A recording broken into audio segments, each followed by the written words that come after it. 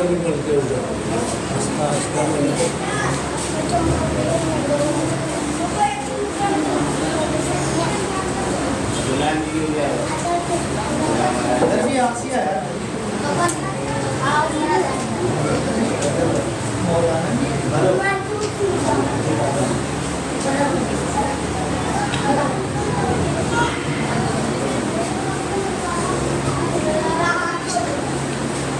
رحم اللہ من کر الفاتحہ.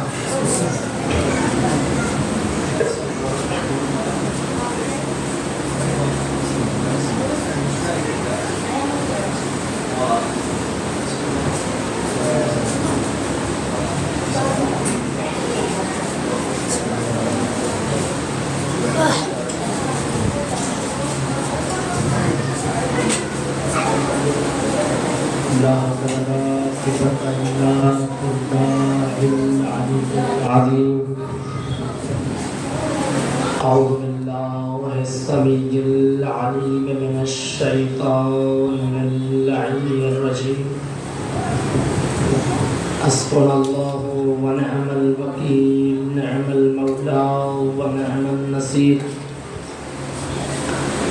بسم الله الرحمن الرحيم. الحمد لله الذي هدانا لهذا وما كنا لنهتدي لولا أن هدانا الله. لقد جاءت رسل ربنا بالحق. ثم الصلاة والسلام والتحية والإكرام على النبي الأمي المكي القرشي الهاشمي الابتهامي مولانا ومولى الثقلين محبوب رب المشرقين والمغربين جد الحسن والحسين أبي القاسم المصطفى محمد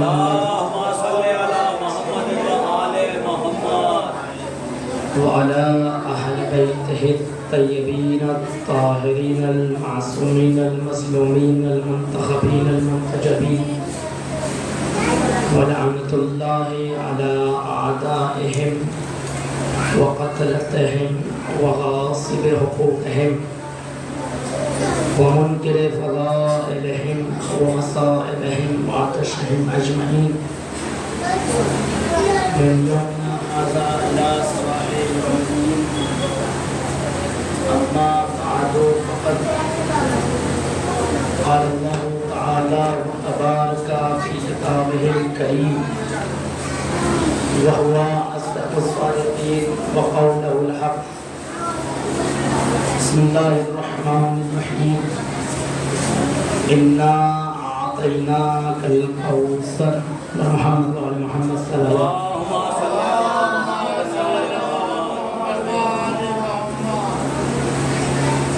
عزیزان گرامی، معزز سامعین کرام، عزاداران سرکار سید الشہداء، ماہ ازاد آج 7 تاریخ ہے. ہم دھیمے دھیمے روز عاشور سے نزدیک ہو رہے ہیں. پیغام کربلا پیغام انسانیت ہے، پیغام حق ہے. کربلا انسان کو باطل سے ٹکر لینا سکھاتی ہے. کربلا انسان کو زندہ ضمیروں کے اندر احساس پیدا کرنا سکھاتی ہے. واقعی کربلا کے بارے میں ایک جملہ کر کے آگے بڑھوں کہ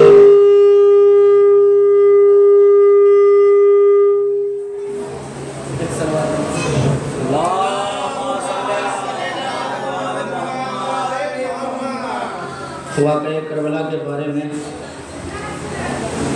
ایک جملہ یہ ہے کہ کسی زمانے میں پاکستان کے اندر ایک بہت بڑی کانفرنس ہوئی کربلا کے حوالے سے. بڑے بڑے مفکرین، بڑے بڑے نامور پروفیسر، بڑے بڑے علماء، بڑے بڑے اسکالرس نے پارٹیسپیٹ کیا اس کانفرنس میں. اس کا عنوان تھا کربلا. ایک صاحب آتے ہیں اور آنے کے بعد کہتے ہیں کہ کربلا نے کچھ نہیں دیا. ایک لمبی چوڑی تقریر کرنے کے بعد کہتے ہیں کہ کربلا کا کوئی مقصد نہیں ہے. کربلا کیا ہے؟ ایک واقعہ تھا، ایک سانحہ تھا، اپنے اپنے دور میں آنے کے بعد مٹ گئے، اپنے دور میں آنے کے بعد ختم ہو گیا. مگر عزیزوں، اسی مجمع کے اندر ہندوستان کی بڑی مشہور و معروف شخصیت آیت اللہ سید علی نقی نقوی عرف مکن صاحب لکھنؤ کے اندر جو حالیہ دور میں 20ویں صدی میں کے اواخر میں جو مجتہد حضرات گزرے ہیں، ان میں سب سے بڑی شخصیت تھی نقن صاحب کی، سید علی نقی نقوی. خاندان اجتہاد کی وہ عظیم فرد کہ جس کے علم کا بول بالا ہندوستان سے لے کر کے نجف تک تھا. جب وہ نجف سے آئے تھے تو کہنے والوں نے کہا کہ نجف کا علم چلا گیا. تو کانفرنس ہوئی، صاحب کھڑے ہوئے کہنے لگے کہ جو ہے کربلا میں کیا ہے، واقعہ تو ختم ہو گیا. پھر نقن صاحب کا نمبر آیا تقریر کرنے کا. جب ان کی نوبت آئی تو واقعہ کربلا کے حوالے سے گفتگو کرنے جب گئے تو انہوں نے بسم اللہ کہا، اور بسم اللہ کہنے کے بعد ایک جملہ کہا کہ اگر واقعہ کربلا نہ ہوتا تو جمعے کی نماز بدھ کو ہوتی. یہ تاریخی حقیقت ہے. ایک واقعہ تھا کہ بدھ کو ہی نماز جمعہ پڑھا دیا گیا تھا. پیغمبر کے بعد تمہیدی گفتگو ہے، پیغمبر کے بعد 61 ہجری سے 11 ہجری کا جو مسئلہ تھا وہ 50 سال کا تھا. اس 50 سال کے اندر لوگ دین بھول چکے تھے. اپنے اپنے گھر میں واش روم اور باتھ روم بھی لوگ غلط طریقے سے بنواتے تھے. اتنی تمیز بھول گئے تھے کہ جمعہ کب ہے اور بدھ کب ہے، نماز کب پڑھنی تھی. نقن صاحب نے جملہ بولا کہ اگر کربلا نہ ہوتی تو جمعے کی نماز بدھ کو ہوتی. بس اتنا ہی کہنا تھا، مجمع میں سناٹا، اور ان کو ماننا پڑا کہ کربلا کیوں ضروری ہے. تو ہمیں کربلا کو بیدار رکھنا ہے. یہ کربلا ہمیں اسلام سکھاتی ہے، یہ کربلا ہمیں انسانیت سکھاتی ہے، یہ کربلا ہمیں انسانیت کا درس دیتی ہے. میں نے جس آیہ کریمہ کی تلاوت کا شرف حاصل کیا ہے، میں ہر سال کہیں پہ بھی رہوں ایک مجلس شہزادی کے حوالے سے ضرور پڑھتا ہوں. شہزادی فاطمہ الزہرا سلام اللہ علیہا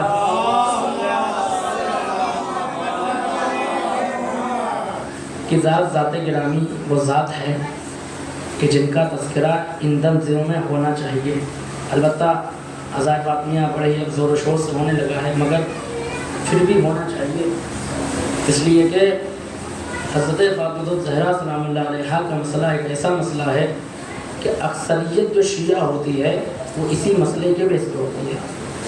آپ سروے کیجئے، آپ تاریخ اٹھائیے کہ کتنے بڑے سے بڑا نہ ماننے والا انسان ہو، جب وہ تاریخی مطالعے میں جاتا ہے تو یہاں آ کے پھنس جاتا ہے.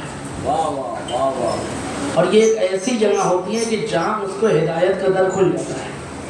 لکھنؤ میں ایک صاحب تھے، ہمیں ان سے ملاقات پچھلے حاصل ہوا. وہ کہنے لگے کہ میں اٹھا تھا شیعوں کے خلاف ایک کتاب لکھنے کے لیے، کٹر کتاب لکھنے کے لیے اٹھا تھا، لیکن ریسرچ کرتے کرتے کرتے کرتے انہوں نے کتاب سنیوں کے خلاف لکھ دی. اور انہوں نے اپنے تشیع ہونے کا اعلان کیا پچھلے سال. مجھے ان کی کتاب کمپوزنگ کرنے کا موقع ملا. انہوں نے مجھ سے کہا کہ اگر آپ کے پاس وقت ہو تو تھوڑا اس میں جو ہے کمپوزنگ کیجیے, تو میں اعلان کرتا اس ٹائم. تو اس میں انہوں نے وہ دلیل دی تھی کہ جس کو آپ سمجھ نہیں سکتے ہیں. انہی کی کتابوں سے باقاعدہ دلیل دی گئی کہ کس طریقے سے حق ظاہرہ کو چھپایا گیا, کس طریقے سے لوگوں نے چھپایا, اور پھر انہوں نے وہ ساری چیزیں بیان کی ہیں. تو میں نے جس آیہ کریمہ کی تلاوت کا شرف حاصل کیا, قرآن کریم کے اندر پروردگار عالم نے ارشاد فرمایا کہ انا اعطیناک الکوثر, ہم نے آپ کو کوثر عطا کیا ہے. کیا عطا کیا ہے؟ کوثر. قرآن وہ کتاب ہے جس کے اندر روز اول سے لے کر کے روز آخر تک کے واقعات موجود ہیں. دنیا سے کوئی چیز ہو, چھوٹی سے چھوٹی چیز, بڑی سے بڑی چیز, اس قرآن کے اندر موجود ہے. قرآن کہتا ہے لا ریب ولا یابس الا فی کتاب مبین, کہ اس قرآن کے اندر ہر خشک و تر موجود ہے. ہم نے آیت پڑھی انا اعطیناک الکوثر, ہم نے آپ کو کوثر عطا کیا ہے.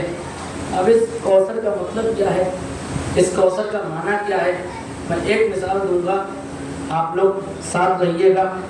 دیکھیے, ایک مرتبہ یہ ہوتا ہے کہ ہم نے آپ کو 10 روپیہ دیا تو کہا جائے گا کہ یہ قلیل ہے.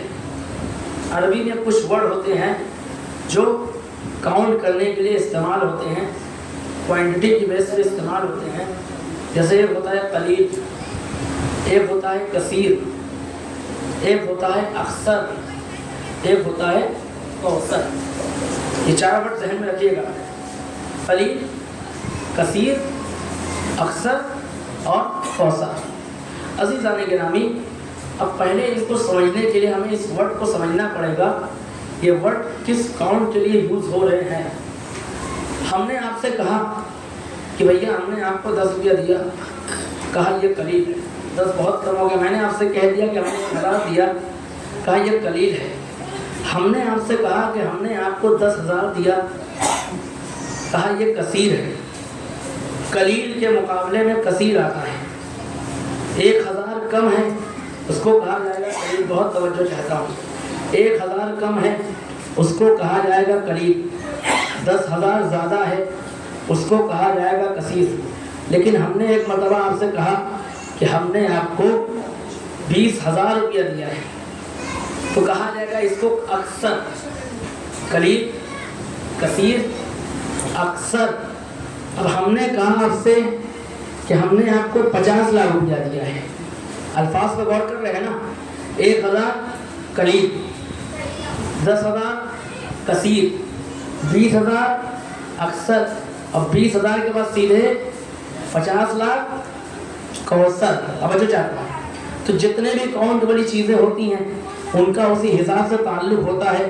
کبھی قلیل ہوتا ہے, کم ہے تو قلیل ہے, زیادہ ہے تو کثیر ہے, اس سے زیادہ ہے تو اکثر ہے, اور سب سے زیادہ ہے تو کوثر ہے.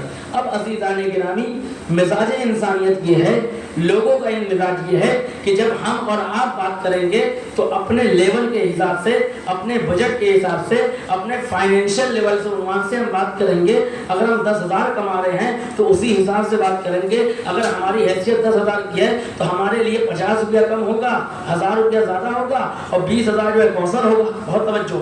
ہم جب بات کریں گے, آپ جب بات کریں گے تو ہمارا لیول کچھ الگ ہوگا, اس لیے کہ ہماری حیثیت 10 کی ہے تو ہم 10 کے حساب سے بات کریں گے. ہماری حیثیت 20 کی ہے تو ہم 20 کے حساب سے بات کریں گے. ہماری حیثیت 30 کی ہے, ہم 30 کے حساب سے بات کریں گے.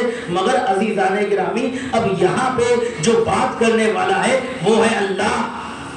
بہت توجہ.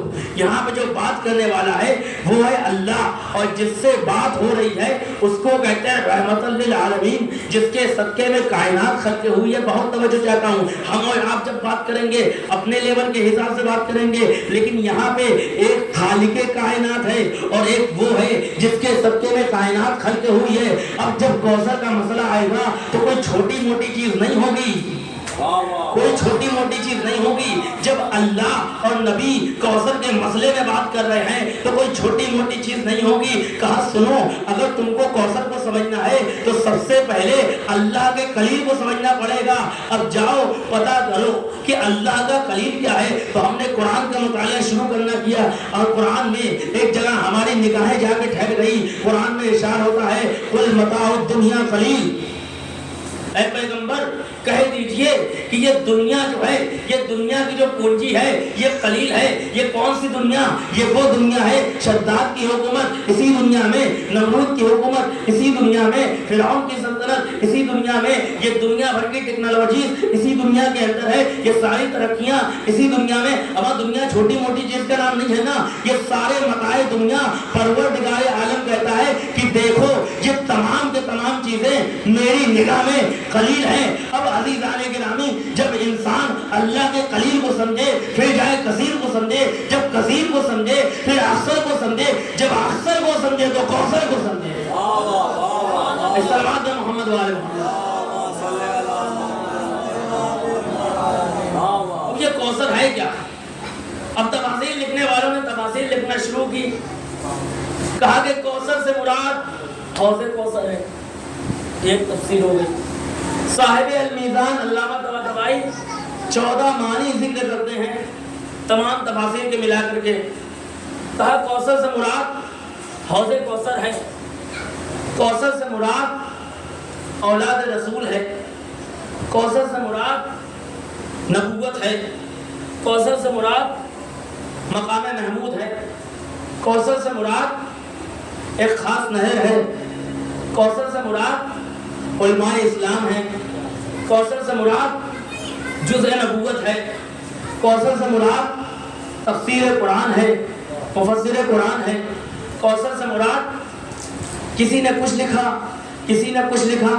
گویا تمام باتوں کو ملانے کے بعد تفسیر میں علامہ طباطبائی لکھتے ہیں کہ 14 معانی کوثر کے ذکر ہوئے ہیں. یہ الگ مسئلہ ہے کہ لوگوں نے چھپانا چاہا کہ کوثر ہے کون, مگر پھر بھی چھپا نہ سکے. 14 معنی لکھے. تو ایک مرتبہ ایک عالم دین بیان کرتے ہیں, اپنے آرٹیکل میں لکھتے ہیں کہ دیکھو اگر کوثر سے مراد یہ 14 معنی بھی ہوں تو یہ سارے کے سارے معنی شہزادی فاطمہ الزہرا سلام اللہ علیہا کی ذات میں بیٹھتے ہیں. اس لیے کہ اگر کوثر سے مراد حوض کوثر ہے تو شہزادی وہ ہے جو حوض کوثر تک جانے کا وسیلہ.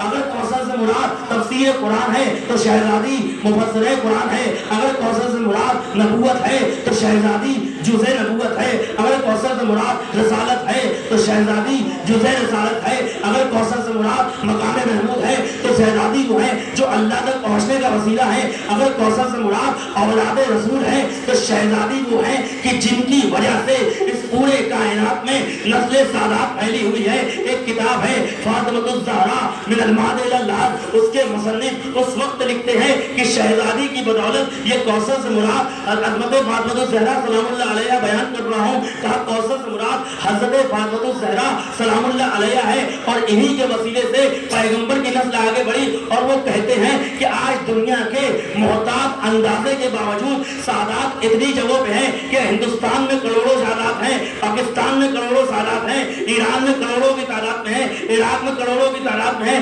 تونس میں لاکھوں کی تعداد میں ہیں, یمن میں لاکھوں کی تعداد میں ہیں. اس پورے کائنات میں دنیا کے ہر گوشے میں سادات آپ کو نظر آ جائیں گے. کہا ایسا کیوں ہے؟ وہ لکھتے ہیں کہ دیکھو جب شہزادی فاطمہ الزہرا سلام اللہ علیہا کی ولادت ہوتی ہے نا تو ایک نور ساطع ہوتا ہے جس کی روشنی مغرب میں بھی گئی, جس کی روشنی مشرق میں بھی گئی. اور عزیزان گرامی جہاں جہاں نور زہرا گیا وہاں وہاں سادات کا وجود گیا. دنیا پریشان ہے, سادات کو ختم کر رہے ہیں, سادات کو مار رہے ہیں, یہ ختم نہیں ہوتے ہیں, یہ مٹتے کیوں نہیں ہے؟ کہا نادان تم غلطی کر رہے ہو, یہ دعائے فاطمہ زہرا ہے, مٹنے والے نہیں ہیں.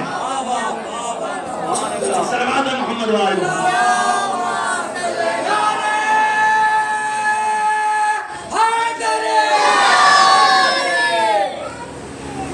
ایک بہت بڑی ریسرچ ہوتی ہے کہ شیعہ قوم کو ہر سال مٹانے کی کوشش کی جاتی ہے, ہر سال دبانے کی کوشش کی جاتی ہے. لیکن یہ قوم مٹتی کیوں نہیں ہے, یہ قوم دبتی کیوں نہیں ہے؟ آپ بھی دیکھتے ہیں نا, آپ کے سامنے حالات ہیں. یہاں بم وسفوٹ ہوا اتنے مارے گئے, یہاں بم پھٹا اتنے مارے گئے, وہاں پہ حملہ ہوا اتنے مارے گئے, فلاں جگہ حملہ ہوا اتنے مارے گئے. یہ تاریخ آپ کے سامنے ہے. 14 صدی سے آج تک سادات کو مٹانے کی کوشش کی گئی, سادات کا گاڑا بنوایا گیا, نہ جانے کتنے مظالم ہوئے, لیکن تاریخ کہتی ہے ظلم نہیں, یہ ظلم جتنے بھی بڑھتے گئے لیکن سادات کا وجود ختم نہیں ہوا. اس ریسرچ میں بڑے بڑے لوگ بیٹھنے کے بعد ایک نتیجہ دیتے ہیں, کہتے ہیں کہ, توجہ چاہتا ہوں آخری مجمع تک, کہتے ہیں کہ 2 چیزیں ایسی ہیں جو شیعوں کو ختم نہیں ہونے دیتی. کہا پہلی چیز ہے محبت علی, محبت علی انہیں دبنے نہیں دیتی, عزاداری حسین انہیں مٹنے نہیں دیتی. صلوات محمد والا.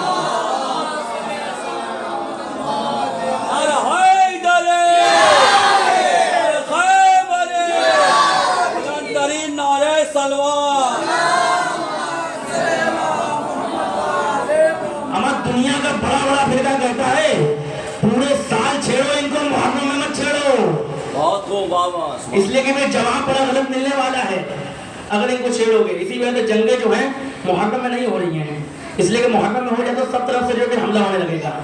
تو عزیزان گرامی, کوثر سادات کے بارے میں وہ لکھتے ہیں کہ پوری دنیا کے اندر نسل فاطمہ ہر جگہ پھیلی ہوئی ہے, اور کہا کہ تمام معنوں کو ملانے کے بعد جو سب سے مہم ترین معنی بنتا ہے کوثر کا, وہ ہے اولاد رسول.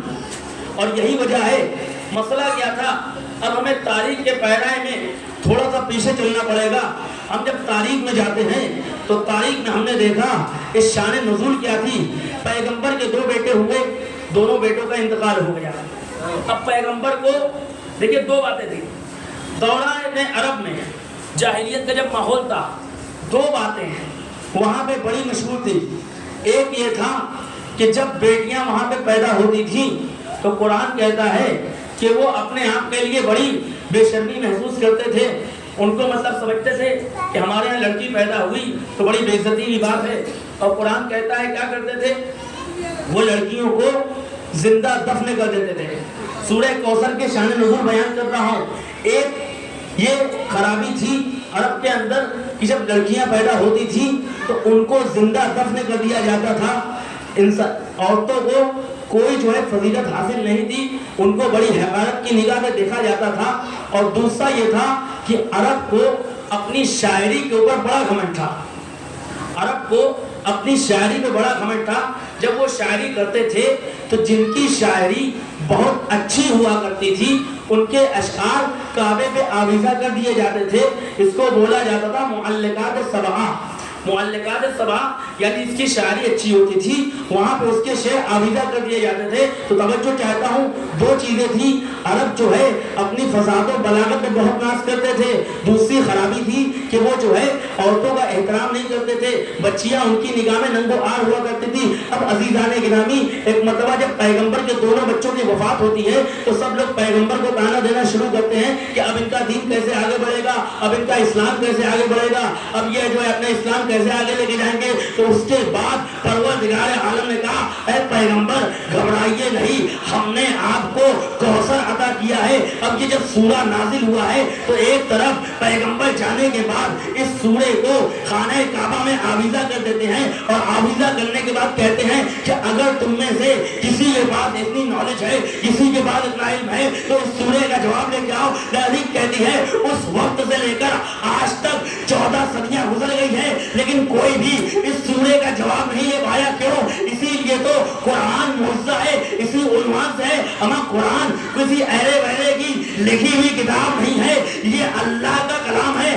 اللہ جس کو معجزہ بناتا ہے قیامت تک معجزہ بناتا ہے, اور جب تک قیامت تک قرآن کو معجزہ بنایا ہے ویسے ہی قرآن ناطق کو بھی معجزہ بنایا ہے. جب تک قرآن معجزہ رہے گا قرآن ناطق بھی معجزہ رہے گا. محمد والا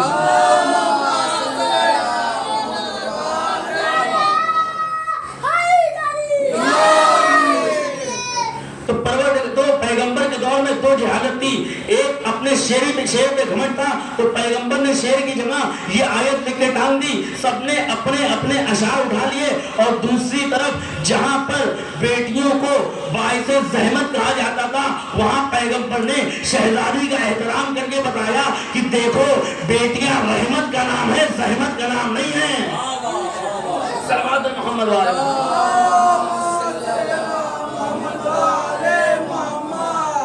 तो कौसर अदा किया, यानी हज़रत फातिमा ज़हरा सलामुल्लाह अलैहा के साथ पैगंबर खुद ही। अच्छा, एक मसला और वादे करते हो चलो कि पैगंबर और तमाम नबियों में फर्क ये है कि जब भी दूसरे नबियों को कुछ दिया गया तो बुला के दिया गया, कहा आप आओ लेके जाओ। मूसा को तौरात चाहिए, कोहे तूर पे आना पड़ेगा। ईसा को इंजील चाहिए, आना पड़ेगा। दाऊद को ज़बूर चाहिए, आना पड़ेगा। तमाम अंबिया को सहीफे चाहिए, दीगर अंबिया को आना पड़ेगा। लेकिन ज़ात मोहम्मद वो ज़ात थी कि पैगंबर के बारे में अल्लाह ने कहा, ऐ मेरे हबीब आपको आने की ज़रूरत नहीं है, आप सफ़र में रहिए, सफ़र की आयत आ जाएगी। आप हज़र में रहिए, हज़र की आयत आ जाएगी। आप वतन में रहिए, वतन की आयत आ जाएगी। आप जंग में रहिए, जंग की आयत आ जाएगी। आप जो है कहीं और रहिए, वहाँ की आयत आ जाएगी। आप जो है मकाम में रहिए, वहाँ की आयत आ जाएगी। आप मस्जिद में रहिए, मस्जिद की आयत आ जाएगी। आप सजदे में रहिए, सजदे की आयत आ जाएगी। आप रुकू में रहिए, रुकू की आयत आ जाएगी। आप जिक्र में रहिए, जिक्र की आयत आ जाएगी। आप मक्के में रहिए, मक्के की आयत आ जाएगी। आप हिजरत में रहिए, हिजरत की आयत आ जाएगी। आप मदीने में रहिए, मदीने में आयत आ जाएगी। तो परवरदिगार आलम ने अब तक जितनी चीजें थी नबी को जहां थे वहां देना पड़ा। लेकिन अजीजों, जब एक मर्तबा नूरे ज़हरा की बात होती है तो पैगंबर से अल्लाह कहते हैं, ऐ नबी हमने आपको तमाम चीजें अब तक वहीं पे दिया था, लेकिन ये याद रखिए अगर आपको नूरे ज़हरा लेना है तो मेराज की बुलंदियों में आना पड़ेगा। तारीख कहती है तीन चीजें पैगंबर लेने गए। पहली चीज जनाबे खदीजा का रिश्ता। जनाबे खदीजा का सिर्फ रिश्ता पैगंबर लेने गए हैं। उसके बाद किसी का रिश्ता नहीं लाया गया, सब लोगों के बाप चल के आए थे लेने। बच्चों, दूसरी चीज अली को खाने काबा से लेने गए। और तीसरी चीज शहजादी फातिमा के नूर को जो है मेराज पे लेने गए। ये तीन जगह पैगंबर गए। मेराज पे जाने का मकसद भी जहाँ तमाम मकासद थे वहीं पे एक मकसद ये था कि शहजादी का नूर पैगंबर अकरम सल्लल्लाहु अलैहि वसल्लम को वहाँ दिया गया है और विलायत भी वहाँ दी गई थी। तो अज़ीज़ान गिरामी, अब तारीख कहती है कि जनाब फातिमा ज़हरा के अगर फ़ज़ाइल समझते हैं तो इस तरीके से समझो कि देखो पैगंबर ने शहजादी फातिमा ज़हरा सलामुल्लाह अलैहा के बारे में इरशाद फरमाया, मैं बहुत जल्दी पेश कर रहा हूँ।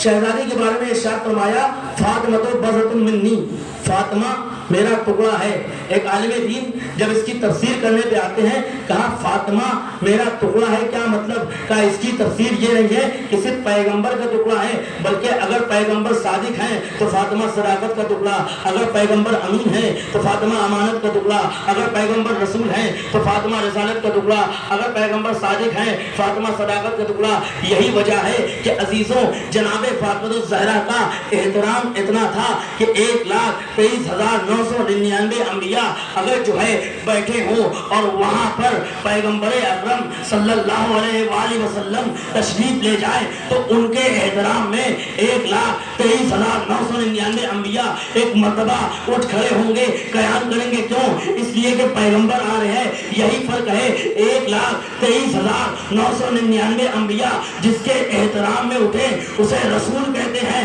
और रसूल जिसके एहतराम में उठे उसे बतूल कहते हैं।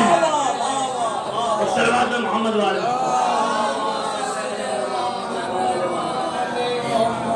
फातिमा जुज़-ए रिसालत है, जुज़-ए नबूवत है। और जुज़ की एक खासियत बताऊं आपको, मैंने अर्ज किया था कि जुज़ जो है अपने जब तक एक कुल के अंदर से जुज़ हट जाए तो वो नामुकम्मल हो जाता है। हमारे हाथों से हमारी उंगलियां कट जाए तो कहा जाएगा ये हाथ जो है नाकिस हो गया है। یہ جسم ناقص ہو گیا ہے. کہا جاتا ہے نا کہ کوئی اگر خدا نہ خواستہ اندھا ہو تو کہا جاتا ہے اس میں نقص ہے. تو کوئی بھی جز، کوئی بھی کل اپنے جز سے ملے بغیر مکمل نہیں ہو سکتا ہے. اور یہی وجہ تھی کہ پروردگار عالم نے یہ پہچنوایا کہ دیکھو چاہے علی کی ولایت ہو، چاہے نبی کی رسالت ہو، بغیر شہزادی کے مکمل نہیں ہے. اگر یقین نہیں آتا تو حدیث قصہ پر یہ کیا ارشاد ہوا، ہم فاطمہ و ابوہا و بالہا و بنوہا. اب جب اعتراف کراتا ہے، جب معرفت پروردگار عالم کہتا ہے تو یہ نہیں کہتا یہ رسول ہے، یہ ان کی بیٹی ہے، یہ ان کے بچے ہیں، یہ ان کے داماد ہیں، بلکہ جب معرفت کرانے پہ اللہ آتا ہے تو کہتا ہے کہ دیکھو یہ فاطمہ ہے، یہ ان کے بابا ہیں، یہ ان کے بچے ہیں، یہ ان کے شوہر ہیں. صلوات محمد والے.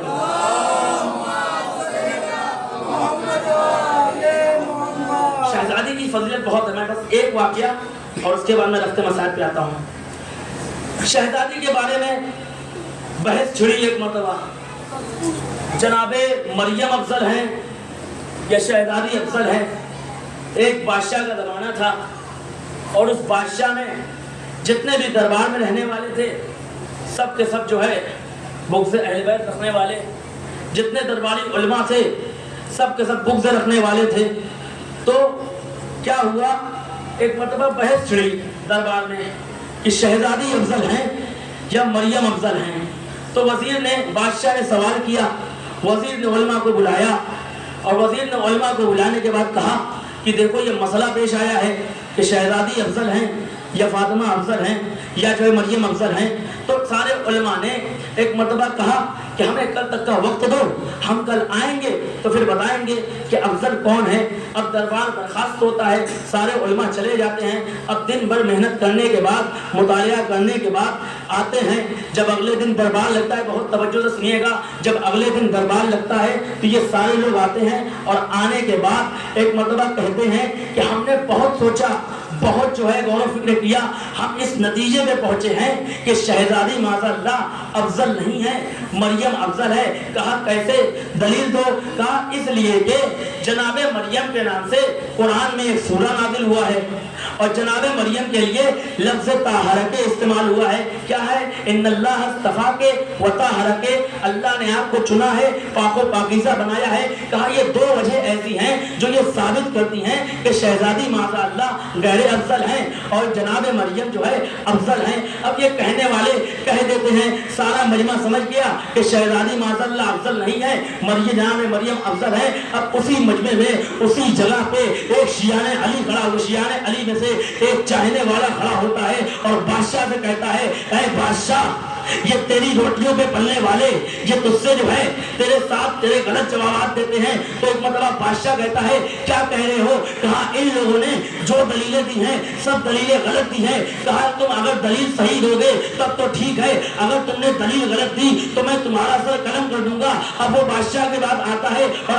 آنے کے بعد کہتا ہے کہ میرے پاس یہ دلیل ہے کہ شہزادی افضل ہے، مریم غیر افضل ہے، جناب مریم شہزادی سے افضل نہیں ہے. کہا دلیل دو. کہا سن، یہ کہہ رہے ہیں کہ اگر جناب مریم کے لیے قرآن میں ایک سورہ نازل ہوا ہے تو شہزادی وہ ہیں کہ جن کے لیے دو دو سورے نازل ہوئے ہیں. ایک سورہ کوثر ہے، ایک سورہ دہر ہے، جا کے تفاسیر پڑھ لینا. اس کے بعد کہتے ہیں کہ شہزادی وہ ہیں، مریم وہ ہیں کہ جن کے لیے قرآن میں ایک مرتبہ لفظ طہارہ کا استعمال ہوا ہے، لیکن شہزادی وہ ہیں جن کے لیے دو مرتبہ استعمال ہوا ہے. اگر یقین نہیں آتا تو پڑھ لو جا کے، ان اللہ انما یرید اللہ لیذھب عنکم الرجس اہل البیت ویطہرکم تطہیرا. صلوات اللہ.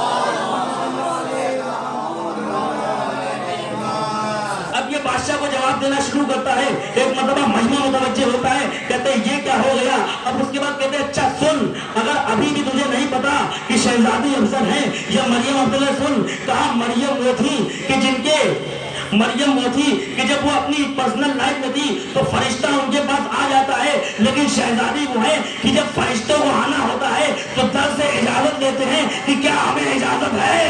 اب اس کے بعد کہتا ہے سن، اگر اب بھی یقین نہیں آیا، اب بھی یقین نہیں آیا، تواریخ نہیں پڑھنی ہے تو ایک چیز جا کے فیوچر میں دیکھنا، मुस्तकबिल में भी देखना, मरियम का भी एक बेटा गायब, शहजादी का भी एक बेटा गायब, मरियम का भी एक बेटा आएगा, शहजादी का भी एक बेटा आएगा। अगर आप भी यकीन नहीं आ रहा है कि मरियम अफजल है या शहजादी अफजल है, तो जाके वहां देखना, मरियम का भी बेटा आएगा, शहजादी का भी बेटा आएगा। फर्क इतना रहेगा, मरियम का बेटा नमाज पढ़ेगा, शहजादी का बेटा नमाज। सल्लल्लाहु अलैहि मोहम्मद वाले।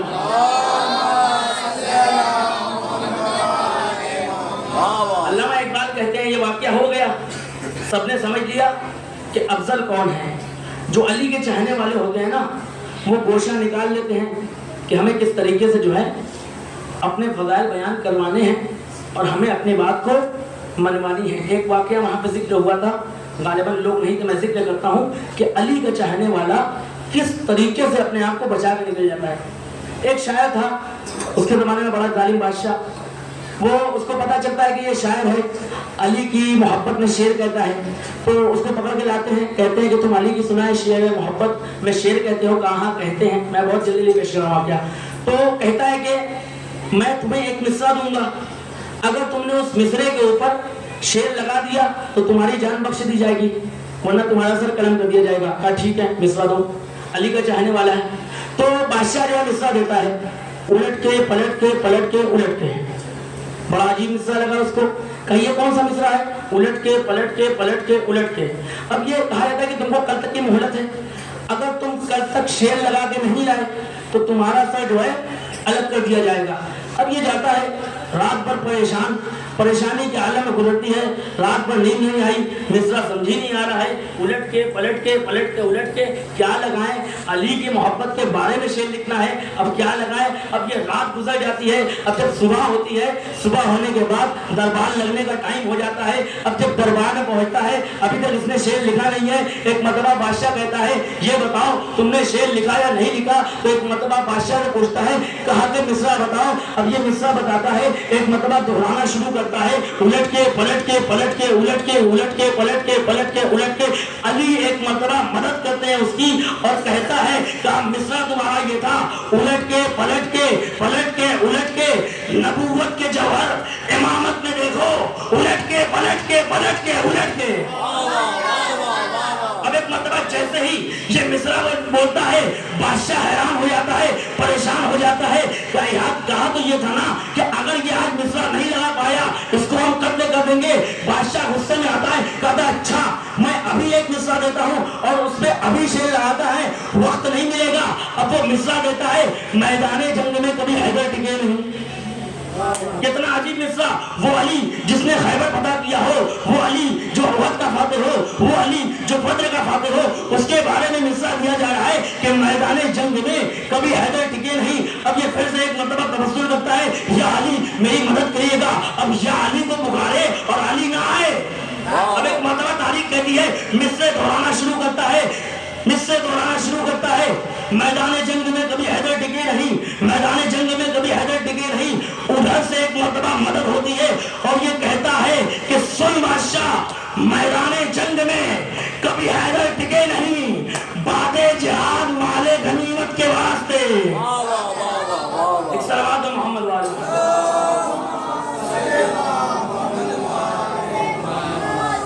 ये जो अली का चाहने वाला होता है, वो अपने तमाम के तमाम फ़ज़ाइल और मनाक़िब को अपने हिसाब से जो है मनवा लेता है। उसको मालूम होता है हमें कब कैसे किसको मनवाना है। अज़ीज़ान गिरामी, तो शहज़ादी फ़ातिमा ज़हरा सलामुल्लाह अलैहा की वो ज़ात है कि जो आज के वक्त में, आज आप सोशल मीडिया उठा के देखिए, सबसे ज़्यादा जो लोग कन्वर्ट हो रहे हैं वो इसी मसले को लेकर के हो रहे हैं। और ये हकीकत है, ये सारी चीज़ें उन किताबों में लिखी हुई हैं। और अगर आप खुद करबला की दास्तान को पढ़ें ना, तो करबला की दास्तान वो दास्तान है कि जो कहाँ से शुरू हुई? मदीने से शुरू हुई है। करबला में जो 10 मुहर्रम को क़याम हुसैनी में आग लगी है ना, वो आग रसूल की शहादत के 3 दिन बाद लगी थी, दर ज़हरा पे जो आग लगी थी ना, ये वही आग थी जो करबला चली आई थी।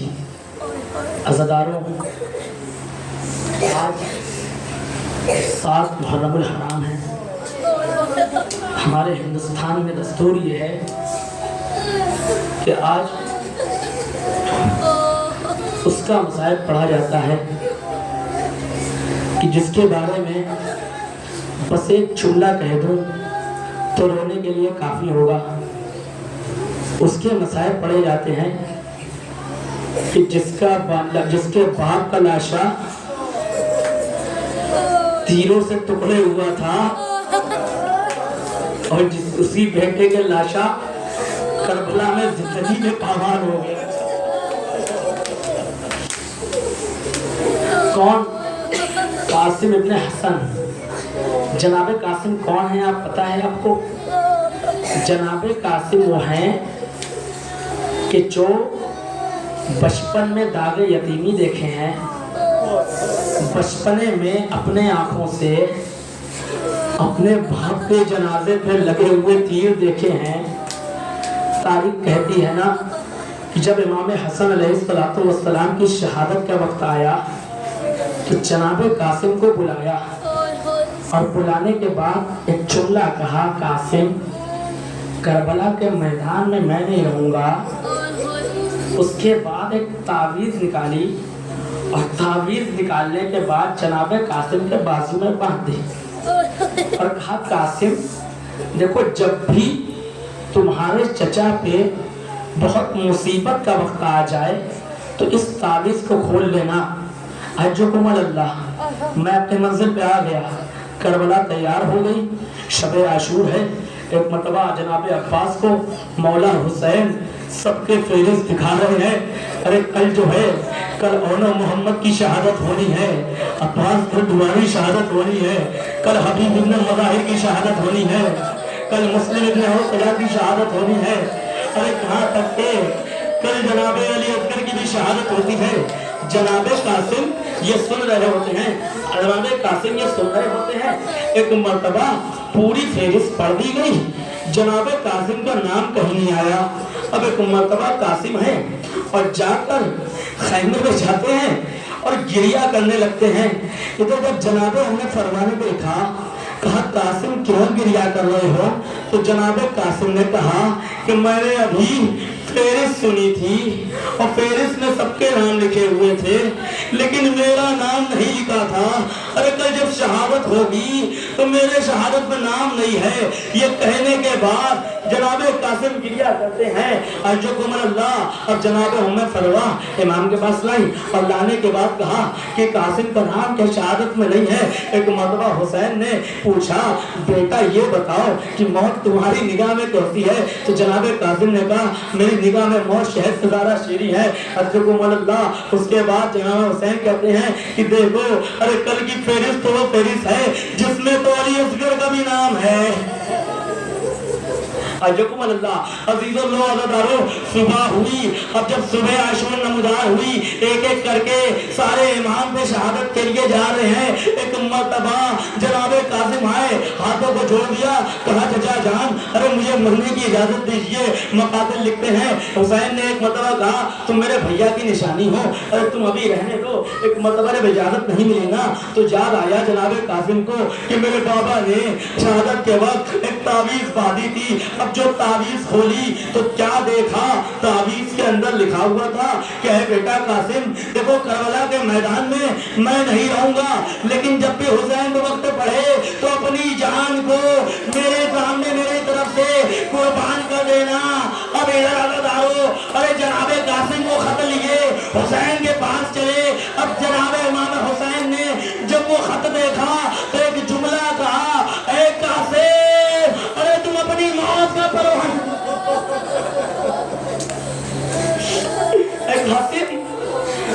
भैया का खत लाए हो या अपनी मौत का परवाना लाए हो?